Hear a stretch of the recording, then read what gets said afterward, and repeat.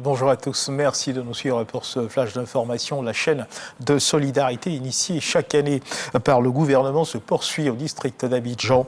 Des vivres ont été remis aux populations dans leurs différentes composantes par le Premier ministre Robert Begré Mambé au nom du président de la République, son Excellence Alassane Ouattara. Ce qu'il faut également savoir, c'est que ces vivres sont constitués de kits alimentaires, de riz, remis donc symboliquement à plusieurs franges de la population en présence de Ibrahim Cissé Bakongo, nouvellement nommé ministre-gouverneur du district autonome d'Abidjan. Sachez également qu'hier, mercredi 27 décembre 2023, à la salle de conférence de la DECO au Plateau, la ministre de l'Éducation nationale de l'alphabétisation a officiellement lancé la régionalisation du concours d'entrée dans les centres d'animation de formation pédagogique CAFOP 2024. Désormais en Côte d'Ivoire, le candidat au concours du CAFOP devra choisir la région dans laquelle il souhaite exercer s'il est accepté au CAFOP. Cette réorganisation fait partie des recommandations des EGENA. Elle vise à évaluer et identifier les besoins exprimés par région, puis faire le recrutement en fonction. Reportage de Sephora Zegui. Mariatou Kone veut réduire les disparités entre régions et instaurer une culture de gestion basée sur la performance au niveau de son ministère. Lancement donc du concours de CAFOP régionalisé, une réforme qui consiste à recruter par voie de concours le personnel fonctionnaire en tenant compte des besoins de la région. Maintenant, nous à la DRH, nous faisons la cartographie des besoins par région et par district. Et c'est sur cette base-là que nous publions les quotas par région pour que les candidats se donnent plus de chances en allant s'inscrire, dans la région de leur choix, mais en allant s'inscrire là où il y a le plus de possibilités d'être admis. Si on réside à Abidjan, on peut s'inscrire dans la DRENA de son choix, de sa résidence. Au niveau de chaque région, il y a une codification. Si je suis à Abidjan, que je m'inscris pour la Bagoué ou je m'inscris pour le Denguélé, il y a un code. À l'inscription, c'est ce code-là sur lequel je vais cliquer pour dire j'ai opté pour la région de la Bagoué ou même pour le Denguélé. Et ça, c'est un premier choix. Ensuite, on veut donner la possibilité aux candidats de faire 3 choix. Ce recrutement régionalisé des enseignants s'inscrit au nombre des leviers transformateurs pour une gestion plus équitable. Il vise également à lutter contre l'absentéisme au sein du ministère de l'Éducation nationale et de l'alphabétisation. Une étude de l'UNICEF menée par Carolina Alban Conto en 2021 montre que seuls 12% des enseignants du primaire ont déclaré ne jamais être absents à l'école. 7% ont déclaré être absents une fois par semaine et 81% plus d'une fois.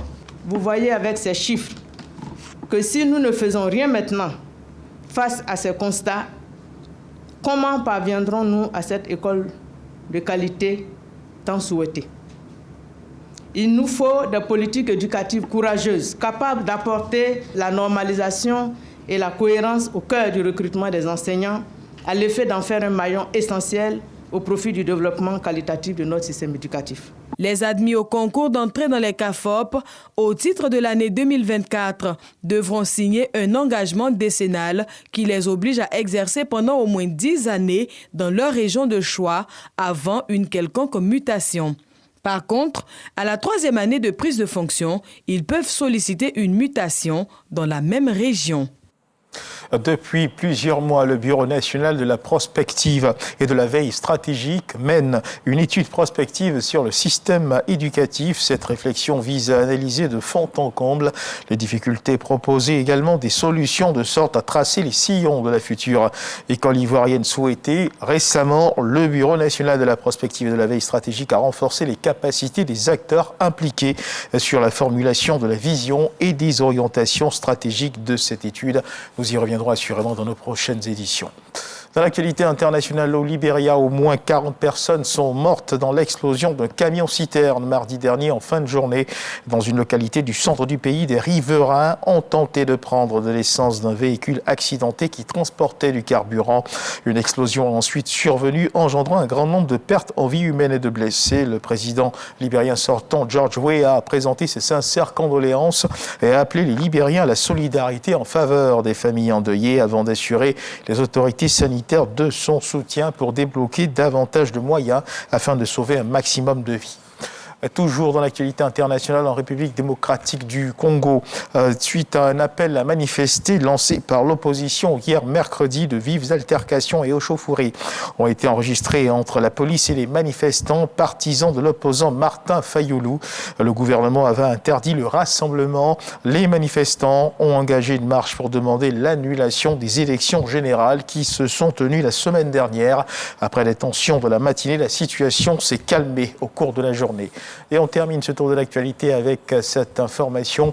Un tribunal de Hong Kong a condamné ce jeudi, donc 28 décembre 2023, 3 étudiants à des peines d'emprisonnement pour leur implication dans un projet d'attentat à la bombe visant des bâtiments du gouvernement. Les 3 jeunes hommes étaient accusés de vouloir fabriquer des bombes destinées à des sites publics, dont des tribunaux, dans la foulée des manifestations pro-démocratie dénonçant les interférences de Pékin. Voilà qui marque la fin de ce flash d'information. Merci de nous avoir suivis. Je vous retrouve à 13h pour le journal.